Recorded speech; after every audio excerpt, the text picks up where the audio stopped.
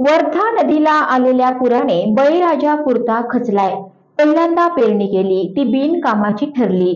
नव्या उमेदीने दुसऱ्यांदा पेरणी केली आणि पुराने संपूर्ण शेतीच पाण्याखाली आली। पदरमोड करून जीवाचे रान करीत आपल्या शेतीला जिवंत ठेवण्यासाठी पूर्ण जीव ओतणारा बळीराजा मात्र उपेक्षितच आहे। त्यांची फार मोठी मागणी अद्याप पूर्ण झाली नाही। अरे किमान नुकसानीचे पंचनामे तरी करा मायबाप सरकार हो, अशी आर्त हाक आता शेतकरी वर्ग देत आहे। पण सरकार याकडे लक्षच द्यायला तयार नाही।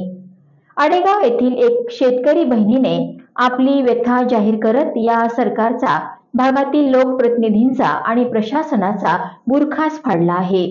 गोंडपिंपरी तालुक्यातील आडेगाव येथील विद्या चव्हाण यांनी याबाबत दिलेली संतप्त प्रतिक्रिया।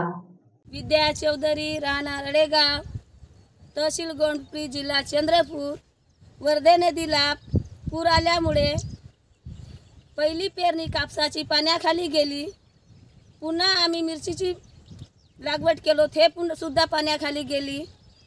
तरीही सरकार अजूनपर्यंत चौकशी येऊन केले नाही। पुन्हा मिरचीची सुद्धा गेली। पुन्हा आमचे जे काही साहित्य होतं शेतीचं ते सुद्धा पाण्याखाली रातच्यानं चालले गेलं। पाईप, नागर, वकर सब पाण्याखाली गेले, निघून गेले। तरी सरकार अजूनपर्यंत आमची चौकशी केली नाही। तर आम्ही करावं का हे आम्हाला सुचत नाही आहे। तात्काळ चौकशी करावे, नाहीतर आमची एकच पर्याय आहे की आम्हाला आत्महत्याशिवाय पर्याय नाही आहे। आमची नम्र विनंती आहे, कडकडून आम्ही हात जोडून सांगतो सरकारला, आमची नम्र विनंती येऊन चौकशी करावा।